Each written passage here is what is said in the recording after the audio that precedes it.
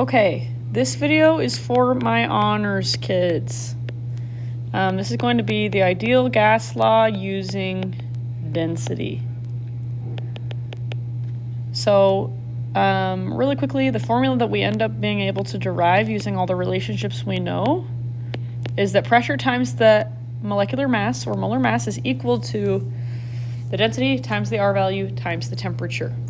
Okay? Maybe I'll make another video about how we derive this, but you don't need to know because you will be provided this. Okay? So, let's read this together. What is the density of CCl4 at 652 millimeters of mercury and 98.5 degrees Celsius? So, I'm going to go ahead. I'm going to write all of this out. The bell just rang, so I hope that no one interrupts me. If so, I'm sorry.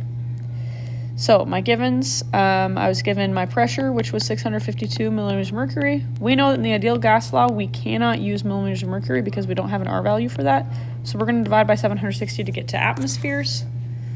When I do that, I'm going to say 652 divided by 760.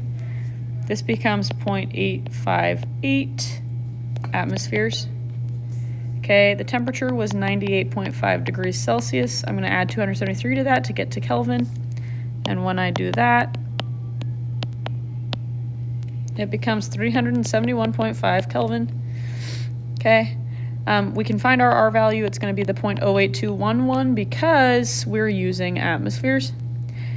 We're looking for density.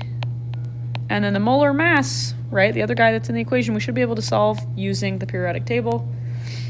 We know that 1 carbon is 12.01, and we know that 4 Cls is equal to 35.45 times 4. When we add those guys together,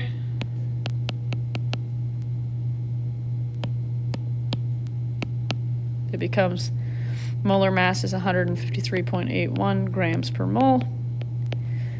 So, because I have a P, T, R, M, M, and D, I'm going to use the ideal gas law using density, so it's this guy. And then I'm going to plug stuff in. So I'm going to say 0.858 atmospheres times my molar mass, which is 153.81, is equal to my density times my R value times my temperature. Oh no.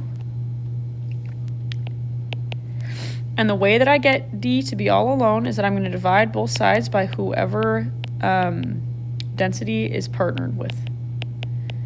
So in parentheses, I'm going to do that. You're also welcome to simplify. Okay, these guys cancel out. And so what you're going to do is plug this exactly into the calculator. So I'm going to go ahead and do that right now. It's going to be 0.858 times 153.81 divided by 0.0821 and then divide by 375. So you'll do 1607.41754 divided by 375.1. Sorry, the calculator got messed up, and I end up getting a density of 4.29 grams per liter, right? Because we know that density's unit is grams divided by liter. So it really is just paying attention to which units you need to use and then being careful about the algebra that you're doing there.